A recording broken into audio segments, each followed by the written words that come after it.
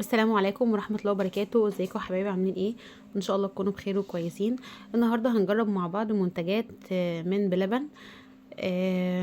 انا لقيته نازل على طلبات، فقلت ان انا اجرب اللي هو كيكة الهبة اللي هما بيقولوا عليها دي.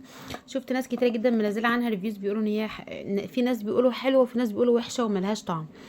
فاستغربت جدا ازاي هي يعني، ازاي في ناس بتقول ان هي طعمها تحفة وخرافة، وفي ناس بتقول ان هي اصلا عبارة عن شوية سكر بس وحاجة مسكرة. ما كنتش فاهمة ازاي بصراحة. فقلت اجيبها بنفسي واجربها وخصوصا ان شكلها في الاعلانات يعني مغري بصراحة. فكنت عايزة اعرف يعني ايه طبقة كيك فوقيها طبقة كنافة باللوتس او بالصوص البيستاشيو، سوري، وفوقيها نوتيلا. دي طبعا العلبة اللي هي الحجم الكبير مش الحجم الصغير، دي عاملة 200 جنيه. الحجم الكبير. تمام. طبعا انا قلت لهم هتكلم عن الحاجات اللي حصلت. بصراحه انا قلت لهم ان انا هصور.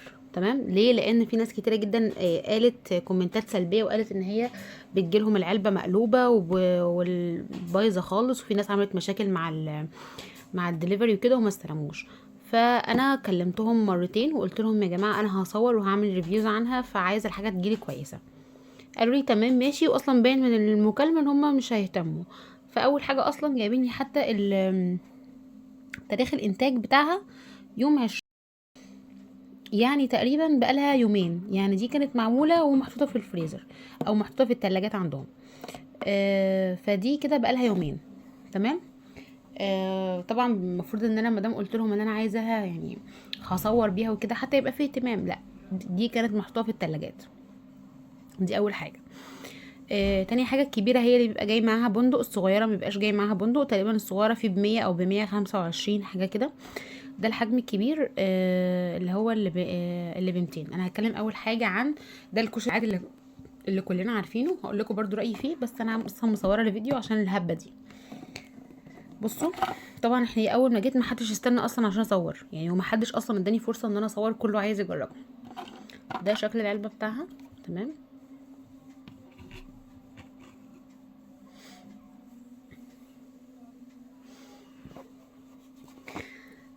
عايزه اقول لكم ان هي يعني هي تقيله جدا. هي تقيله جدا يعني. في بيقولوا ان هو بصوص الكندر اخف من كده شويه. انا مجربتهاش لان احنا مش بنحبه بصراحه. احنا كلنا بنحب النوتيلا اكتر. ف عايزه اقول لكم ان الحته دي، شايفين الحته دي؟ كل منها تقريبا 3 افراد وبطنهم اتملت لدرجه انهم اصلا ما عرفوش كنا جايبين الكشري ده برضو عشان ناكله، ما قدروش. فبصوا، ده شكلها كده من جوه. تمام. هي اللي انا بصراحه اللي انا دقته هي طعمها نوتيلا. تمام، يعني ده طعمها نوتيلا. الكيك عباره عن طعم نوتيلا. ده ممكن الحاجه الواو والتحفه في الموضوع. لكن صوص البيستاشيو، بصراحه انا مش ضايقه طعم صوص البيستاشيو ظاهر، غير حاجه بسيطه جدا. اللي هو لو انتي حاولتي انك توصلي مثلا للكنافه وتدوقي طعمه، ممكن تدوقي طعم البيستاشيو. غير كده مش هتحسي بطعمه خالص. غير كمان ان البندق ده محلي طعمها قوي. معرفش بقى الصغيره عامله ازاي بصراحه. بصوا، ده الشكل من الجنب كده. بس هو الكنافه دي طعم الصوص البيستاشيو فيها مش ظاهر قوي. طبعا كلنا عارفين اصلا صوص البيستاشيو اصلا غالي، فهم هيحطوا لك صوص بيستاشيو وصوص نوتيلا وبندق بالمنظر ده، وهتبقى سعرها 200 جنيه. فلا، الموضوع بالنسبه لسعره يعني معقول. لان طبعا صوص البيستاشيو غالي جدا، وهي بصراحه بصراحه هي متغرقه نوتيلا. يعني بصوا، هي بصراحه متغرقه نوتيلا وعليها بندق كتير عشان بس ايه المصداقيه. طبعا هي كانت جايه لنا جامده جدا. تمام. بس انتوا عايزين تاكلوها سايحه زي ما بتشوفوها في الاعلانات، زي مثلا ما حد بلوجر كبير بيروح يشتري منهم او كده، بيدوها لهم سايحه، بتكون لسه الصوص نازل من النافوره يعني على طول. ممكن تسيبوها تسيح. حتى بصوا هنا، هي هنا بدأت تسيح اهي، هي كانت جايه لنا جامده جدا. تمام، ده كده بالنسبه لكيكه الهبه. ويعني مش عارفه، انا ممكن اجيب اي حاجه بالنوتيلا، يعني افضل منها. يعني ممكن اجيب حاجه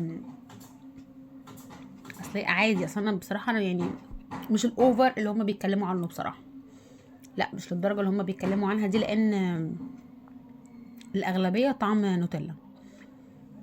مش عارفه لو في طعم لوتس او حاجه كنت قلت لك تمام، لا لكن طعم اللوتس ضعيف جدا جدا فيها. بس هي كحاجه حلوه وحاجه حد بيحب حلويات او كده، لا هي جميله مش وحشه. يعني مثلا تاخد 7/10 او حاجه زي كده. تمام.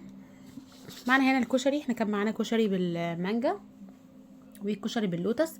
الكشري بالمانجا هو اصلا مكون من طبقه من فوق خالص كده طبقه من الجلاش. تمام، وتحت طبقه من المانجا، وجوه خالص الطبقه بتاعت الرز بلبن. بصوا، ده يعتبر المانجا ده يعتبر افضل نوع كشري عندهم بصراحه. بحسه موزون. يعني اللوتس تقيل جدا، النوتيلا كذلك. بحس ان ده موزون وماشي مع الموضوع. يعني رز بلبن عليه مانجا تمام ماشيه، لكن رز بلبن عليه لوتس دي اللي كانت تقيل قوي بصراحه. وحاسه ان هو محتاج يتحط في تلاجة، لان ده اللي لسه معمول بقى جاهز. يعني ده اللي لسه معمول اللوتس. اللوتس طعمه قوي قوي، وانا للاسف ما بحبش اللوتس اللي بيبقى القرفه بتاعته زايده قوي كده. وعليها بسكوت لوتس كتير جدا. هم متوصيين بيها، بس انا بحب اللوتس خفيف. ف بفكر ان انا احطه في تلاجة او كده، او اكله بعدين. يعني طبعا بعد الكارثه دي تقيله جدا جدا، وعلى فكره فيها سكريات كتير. معرفش مين اللي قال ان هي السكر فيها مظبوط، هي سكرها مش مظبوط خالص، هي سكرياتها عاليه جدا.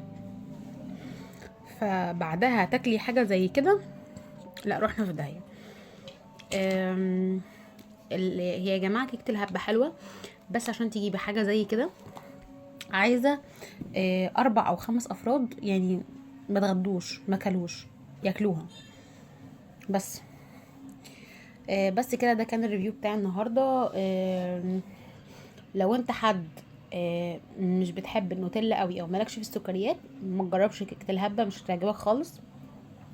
لو انت حد اكيل وبتحب السكريات وما عندكش مشكله انك تاكل حاجه سكرياتها عاليه جدا، ممكن تجرب. بس كده، اشوفكم ان شاء الله في فيديوهات جديده. مع السلامه.